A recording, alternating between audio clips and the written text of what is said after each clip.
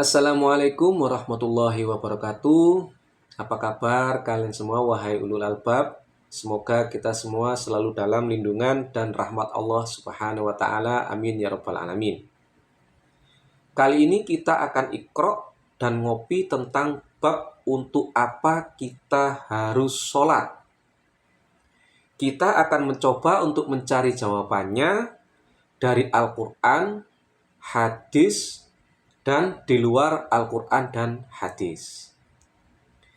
Untuk jawaban dari Al-Quran, kita bisa membaca Quran Surat Toha ayat ke-14, yaitu Allah berfirman, "Sesungguhnya aku ini adalah Allah, tidak ada Tuhan yang hak selain aku, maka sembahlah aku dan dirikanlah sholat untuk mengingat aku."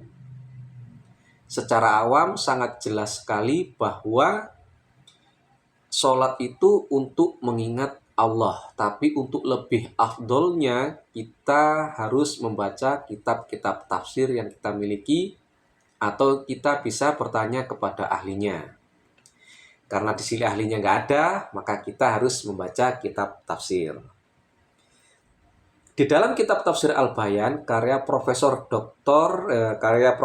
T.M. Hasbi Asyidiki, yaitu Tafsir Al-Bayan Jilid 2. Jika kita membaca tafsir ini, beliau memberikan catatan kaki untuk Quran Surat Toha ayat ke-14 tadi, yaitu beliau menuliskan, yakni untuk engkau ingat akan daku di dalamnya dengan hati, lisan, dan anggota-anggota engkau. Maksudnya ingat akan Tuhan di dalam bentuk ibadah dan sholat. Itu tadi ada di dalam Tafsir Al-Bayan karya Profesor T.M. Hasbi Asyidiki. Beliau ini adalah keturunan dari Abu Bakar Asy-Siddiq yang lahir di Aceh. Kalau saya tidak salah ingat, bisa kalian googling ya nanti.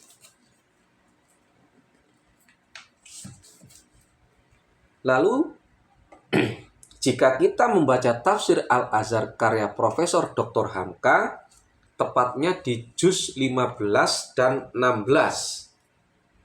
Di dalam tafsir ini, beliau menuliskan, "Hendaklah dirikanlah sembahyang untuk menjadikan diri selalu ingat kepada Allah. Adanya perintah mengerjakan sembahyang ialah supaya ingat kepada Allah itu tetap ada." Jadi kalian juga harus membaca Tafsir Al-Azhar karya Profesor Dr. Hamka. Lalu jika kita membaca Tafsir Al-Misbah karya Profesor Quraish Shihab, tepatnya di volume yang ke-7, ini, di tafsir ini ada tertulis, "Sholat yang baik dan benar akan mengantar seseorang mengingat kebesaran Allah dan mengantarnya untuk melaksanakan perintah-perintah Allah dan menjauhi larangannya." Jadi kalian juga harus memiliki dan membaca Tafsir Al-Misbah karya Profesor Quraish Shihab.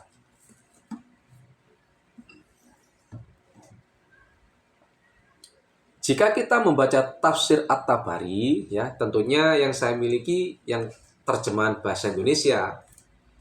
Jika kalian membaca kitab Tafsir At-Tabari karya At-Tabari ini, penafsirannya itu agak panjang, tetapi saya akan mengambil poin yang akan saya sebutkan di dalam video ini, yaitu penakwilan yang tepat menurut kami adalah yang mengatakan bahwa maknanya yaitu dirikanlah sholat agar engkau mengingatku. Ya. Maksudnya mengingat aku itu adalah mengingat Allah. Jadi menurut At-Tabari, penakwilan yang tepat adalah mendirikan sholat agar kita itu ingat kepada Allah. Kalian bisa baca sendiri penafsiran panjangnya di dalam tafsir At-Tabari ini, yaitu jilid 17 ya, 17. Lalu dalil Al-Quran yang kedua, kita harus membaca Quran surat Al-Ankabut ayat 45, yaitu Allah berfirman, bacalah apa yang telah diwahyukan kepadamu, yaitu Alkitab, yaitu Al-Quran, dan dirikanlah sholat. Sesungguhnya sholat itu mencegah dari perbuatan-perbuatan keji dan mungkar. Dan sesungguhnya mengingat Allah di dalam sholat adalah lebih besar keutamaannya dari ibadah-ibadah yang lain. Dan Allah mengetahui apa yang kamu kerjakan. Untuk penafsirannya tentu kalian harus baca sendiri di dalam kitab-kitab tafsir. Kalau saya sebutkan satu persatu tafsirnya, video ini jadi panjang. Ya. Jadi kalian harus membaca di dalam kitab-kitab tafsir yang kalian miliki. Lalu jawaban atau dalil Al-Quran yang ketiga untuk apa kita harus sholat, kita harus membaca Quran surat Al-Kautsar ayat 1 dan 2, yaitu Allah berfirman, sesungguhnya kami telah memberikan kepadamu nikmat yang banyak, maka dirikanlah sholat karena Tuhanmu. Ayat ini mengingatkan saya akan film atau sinetron ya, yang berjudul Kiamat Sudah Dekat, yang dibintangi oleh Pak Deddy Mizwar dan Andre Taulani, di mana ada scene atau adegan Andre Taulani ngaji kepada seorang ustadznya yang terakhir sekali, lalu ibunya atau keluarganya bertanya kepada ustadznya, untuk apa kita harus sembahyang atau sholat? Karena keluarga Andre Taulani di film atau di sinetron itu sering melakukan kebaikan-kebaikan, seperti membangun musola, memberikan beasiswa, memberikan pertolongan kepada karyawannya, membangun masjid, dan lain sebagainya. Lalu jawaban ustadz tersebut adalah beliau menjelaskan nikmat-nikmat yang diberikan kepada keluarga Andre Taulani yang berupa kekayaan, anak-anak yang cakep, tidak narkoba, tidak nakal, dan lain sebagainya yang tidak dimiliki kebanyakan orang. Maka untuk mensyukurinya salah satunya yaitu dengan sholat. Maka sangat cocok dengan Quran surat Al-Kautsar ayat 1 dan 2. Tentunya untuk lebih afdolnya kalian harus membaca kitab-kitab tafsir dan bertanya kepada ahlinya. Lalu dalil Al-Quran yang keempat, kita bisa membaca Quran surat Al-Ma'arij ayat 19 sampai 22. Allah berfirman, sesungguhnya manusia diciptakan bersifat keluh kesah lagi kikir. Apabila ia ditimpa kesusahan, ia berkeluh kesah, dan apabila ia mendapat kebaikan, ia amat kikir, kecuali orang-orang yang mengerjakan sholat. Jika kita membaca tafsir Al-Azhar karya Profesor Dr. Hamka, jilid juz 29 dan 30 ini, penafsirnya sangat panjang sekali, tapi saya akan memberikan poinnya, yaitu tertulis sebagai berikut. Beliau menuliskan, hanya orang yang sembahyang saja yang dapat menyembuhkan dirinya daripada keluh kesah dan gelisah itu, yang selalu kusut mukanya ketika ditimpa susah, mendinding diri seketika ketika mendapat kesenangan atau keuntungan. Orang yang sembahyang dapat bebas dari penyakit yang berbahaya itu. Itu menurut Profesor Dr. Hamka. Kalian bisa baca lagi di dalam tafsir-tafsir yang lainnya. Lalu dalil Al-Quran yang kelima, kita bisa membaca Quran Surat Toha ayat 130, yaitu Allah berfirman, "Maka bersabarlah kamu atas apa yang mereka katakan, dan bertasbihlah dengan memuji Tuhanmu sebelum terbit matahari dan sebelum terbenamnya. Dan bertasbih pulalah pada waktu-waktu di malam hari dan pada waktu-waktu di siang hari, supaya kamu merasa senang." Jadi tardo di dalam mushaf Quran yang saya sebut itu diterjemahkan dengan senang. Nah, Quran Surat Toha 100 ayat 130 itu juga disebutkan di dalam kitab Sholat dan Keutamaannya karya Syekh Abdul Qadir Al-Jailani. Jadi, Quran Surat Toha 130 ini adalah dasar kewajiban sholat. Ya, jadi dasar kewajiban sholat itu ini tentu banyak sekali. Ada Quran Surat Al-Baqarah ayat 45, Surat Ar-Rum ayat 17-15, Quran Surat An-Nisa ayat 103, Surat Hud ayat 114, Al-Isra ayat 78, dan lain sebagainya. Bisa kalian baca sendiri di dalam buku karya Syekh Abdul Qadir Al-Jailani yang berjudul Sholat dan Keutamaannya. Ya. Lalu jika kita membaca tafsir Al-Bayan lagi, tepatnya di jilid 2 lagi ini, Profesor T.M. Hasbi Asyidiki menuliskan, maksudnya kata bertasbihlah. Ya, jadi di dalam Quran Surat Toha tadi ada kata bertasbihlah. Profesor T.M. Hasbi Asyidiki ini memberikan catatan kaki, yaitu bersolatlah kamu dengan diberi ayat pembanding, yaitu Quran Surat Al-Baqarah ayat 45, yaitu jadikanlah sabar dan sholat sebagai penolongmu. Di sini kan tadi juga disebutkan kewajiban sholat itu Surat Al-Baqarah ayat 45. Oh bukan ya, ayat 45 sama. Jadi bertasbihlah diberi catatan kaki oleh Profesor T.M. Hasbi Asyidiki, maknanya adalah sholatlah kamu. Ya, itulah butuhnya kitab tafsir. Untuk tafsir lainnya bisa kalian baca sendiri ya. Di dalam kitab-kitab tafsir yang kalian miliki. Masih ada tafsir Ibnu Katsir, kitab tafsir Jalalain, lalu tafsir apa lagi? Masih banyak lagi, Al-Manar. Lalu yang kontemporer itu apa? Lupa saya itu. Yang mau beli. Pokoknya banyak sekali kitab tafsir itu yang sudah diterjemahkan ke dalam bahasa Indonesia.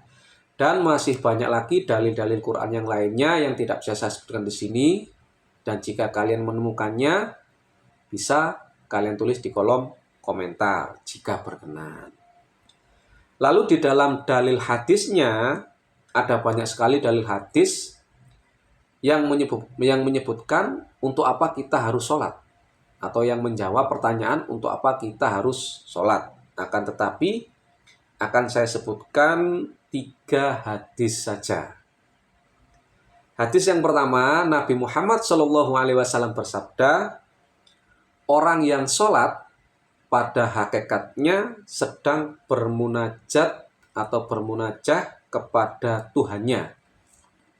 Hadis ini bisa kalian baca di dalam kitab Sirul Asror karya Syekh Abdul Qadir Al-Jailani. Lalu bisa kalian baca di dalam kitab atau buku yang berjudul Misteri Berserah Diri Kepada Allah karya Ibnu Athaillah Al-Sakandari. Jadi hadis yang saya sebutkan tadi ada di dalam kedua buku ini. Jadi saya tidak menyebutkan hadis hoak, tapi ada di 2 buku ini, ya. Lalu hadis yang kedua, Nabi Muhammad SAW bersabda, sholat adalah tiangnya agama. Siapa yang menegakkannya, maka sama halnya ia menegakkan agama. Dan siapa yang meninggalkannya, maka sama halnya ia menghancurkan agama. Hadis ini ada di dalam buku atau kitab Duratun Nasihin. Nih, hadis yang barusan saya sebutkan ada di dalam kitab Duratun Nasihin ini. Lalu ada di dalam buku atau kitab Pesan Ilahi dalam Taurat. Nih, nah, kalian punya nggak buku ini atau kitab Taurat ini? Ini adalah kitab Taurat yang ditulis oleh Ali bin Abi Thalib. Jadi ya, hadis yang barusan saya sebutkan ada di dalam buku ini. Lalu ada lagi di dalam buku Psikologi Sholat. Oh. Jadi saya nggak hoak menyebutkan hadis, ada sumbernya. Lalu yang terakhir ada di dalam kitab Lubabul Hadis, karya Imam Jalaluddin As-Suyuti. Jadi hadis yang menyebutkan sholat adalah tiangnya agama ada di dalam 4 buku. 1, 2, 3, 4.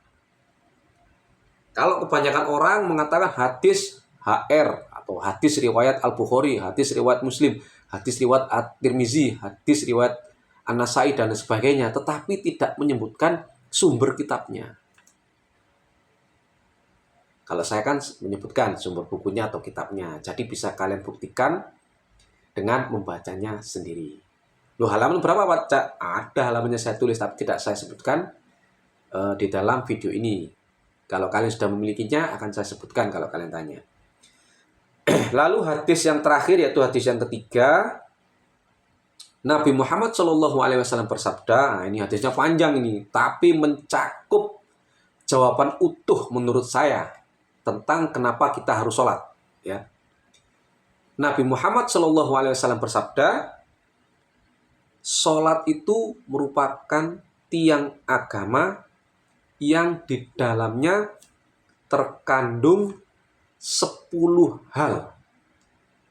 Pertama, dapat mencerahkan wajah. Kedua, dapat menerangi hati. Ketiga, dapat menyehatkan badan. Keempat, menjadi faktor ketenangan dalam kubur. Kelima, menjadi sebab turunnya rahmat. Keenam, merupakan kunci langit. Ketujuh, dapat memberatkan timbangan amal kebaikan. Kedelapan, tempat keridhaan Tuhan. Kesembilan, bernilai surga. Kesepuluh, menjadi tabir dari siksa neraka. Barang siapa menegakkannya, kata Nabi Muhammad, berarti telah menegakkan agama. Dan barang siapa meninggalkannya berarti telah meruntuhkan agama. Hadis yang panjang ini bisa kalian temukan di dalam kitab Duratun Nasihin ini. Jadi kalian harus memiliki buku ini. Kalian harus membaca buku ini. Betapa banyak sekali ya manfaat sholat atau untuk apa kita sholat. Tadi Nabi Muhammad mengatakan yang pertama mencerahkan wajah. Maksudnya gimana? Tanyakan pada ahlinya. Yang kedua, dapat menerangi hati. Yang ketiga, menyehatkan badan. Nanti saya buktikan kenapa sholat itu bisa menyehatkan badan. Yang keempat, menjadi faktor ketenangan dalam kubur. Yang kelima, menjadikan sebab turunnya rahmat. Siapa sih yang nggak mau rahmat Allah? Dengan sholat, kata Nabi, bisa menjadi sebab turunnya rahmat. Keenam, merupakan kunci langit. Kunci langitnya bagaimana, Cak? Ya, saya nggak tahu. Kalian bisa baca sendiri dalam buku ini. Atau kalian tanya kepada ahlinya. Saya nggak ahli, saya orang awam seperti kalian semua. Lalu yang ketujuh, kata Nabi Muhammad, sholat itu dapat memberatkan timbangan amal kebaikan. 8, tempat keridhaan Tuhan. Siapa sih yang nggak mau diridhoi oleh Allah? Nah, tempat keridhaan Tuhan itu di mana? Di dalam sholat. Lalu ke-9, bernilai surga. Yang ke-10, menjadi tabir, penghalang dari siksa neraka. Yang ngomong bukan saya, Yang ngomong adalah Nabi Muhammad SAW. Perkataan itu ada di dalam kitab Duratun Nasihin ini. Kalian harus miliki buku ini. Kalian harus membaca buku ini. Buku yang sangat tebal sekali. Besar, tebal. Ya, itu tadi 3 hadis yang menjawab untuk apa kita harus sholat. Sekarang kita mencari jawaban dari di luar hadis dan Quran. Jika kalian menemukan hadis yang lain, kalian bisa menuliskannya di kolom komentar jika berkenan. Sekarang adalah dalil selain Al-Quran dan hadis. Yang pertama, Ali bin Abi Thalib berkata, Allah mewajibkan sholat untuk membersihkan diri ini dari kesombongan. Sumbernya dari mana, Cak? Dari buku yang berjudul Tanyalah Aku Sebelum Engkau Kehilangan Aku. Kalian sudah punya buku ini atau tidak? Jadi perkataan Ali bin Abi Thalib ini yang saya sebut tadi ada di dalam buku ini. Lalu dalil yang kedua, sholat untuk membersihkan, menguatkan, melapangkan, menyegarkan, dan memberikan kenikmatan kepada hati. Sumbernya dari mana perkataan saya tadi? Ada di dalam buku yang berjudul La Tahsan, Jangan Bersedih. Nanti daftar pustakanya atau sumber-sumber tulisannya akan saya tuliskan dalam kolom deskripsi dalam bentuk atau format daftar pustaka. Lalu dalil yang ketiga untuk apa kita harus sholat di luar Al-Quran dan hadis adalah sholat akan banyak mendatangkan rizki, mencegah kezoliman, menolong orang-orang yang dizolimi, mencegah gempuran syahwat, mampu menjaga nikmat, mengusir bencana, dan mendapatkan rizki. Perkataan ini atau tulisan yang saya sebutkan tadi ada di dalam buku atau kitab La Tahsan ini. Kalian baca buku ini, kalian harus memiliki buku ini. Lalu dalil yang keempat bersumber dari Jalaluddin Rumi. Siapa yang tidak mengenal atau mengetahui Jalaluddin Rumi? Beliau berkata, ya, perhatikan, catat nanti saya kasih teksnya, catat, diingat-ingat, dan sumber bukunya juga diingat, dicatat. Jalaluddin Rumi berkata, diperintahkannya sholat kepadamu bukan dimaksudkan agar kamu terus berdiri, ruku, dan sujud sepanjang hari. Tapi tujuannya adalah agar kamu menjadikan setiap keadaan yang kamu rasakan dalam sholat terus berkesinambungan dalam hidupmu. Baik dalam keadaan tidur, ataupun terjaga, saat menulis, atau saat membaca. Sehingga dalam segala situasi, kamu akan terus berzikir atau mengingat Allah. Dengan begitu kamu akan menjadi orang-orang yang selalu memelihara sholatnya. Yaitu yang tersebut di dalam Quran surat Al-Ma'arij ayat 23. Dari mana, Cak, sumbernya perkataan Jalaluddin Rumi ini? Dari buku atau kitab yang berjudul Fihi Ma Fihi ini, yang sudah diterjemahkan ke dalam bahasa Indonesia. Ini buku yang sangat bagus. Kalian harus memiliki dan membaca buku ini. Lalu dalil yang terakhir, ya, sholat merupakan tanda syukur terhadap Allah dan pengakuan atas karunia-Nya. Perkataan atau tulisan ini ada di dalam buku yang berjudul Hikmah Sholat untuk Pengobatan dan Kesehatan karya Profesor H.M. Hembing Wijaya Kusuma. Di dalam buku ini kalian akan menemukan banyak sekali manfaat dari sholat. Tidak hanya dari buku ini, juga kalian bisa dari buku yang lain. Bukunya ada di sana, guys. Di rak yang sana. Di sana ada sholat jadi obat, ya. Lalu ada mukjizat, gerak dan apa itu? Gerak dan bacaan sholat. Lalu ada keajaiban sholat dan tai chi dan lain sebagainya. Tadi lupa saya tidak saya ambil ya. Jadi itu tadi 5 dalil di luar Al-Quran dan hadis. Jadi kalian harus memiliki dan membaca buku-buku yang telah saya sebutkan tadi. Tentunya banyak sekali buku yang lain yang menuliskan tentang untuk apa kita harus sholat. Jadi jangan lupa untuk selalu iqra, untuk selalu membaca, karena negara kita ini minat bacanya sangat minim sekali. Mulai sekarang mari kita gerakkan gerakan membaca untuk seluruh rakyat Indonesia. Sekian, semoga bermanfaat. Mohon maaf jika ada komentar-komentar saya di lain selain dari buku-buku yang saya sebutkan tadi. Dan wassalamualaikum warahmatullahi wabarakatuh.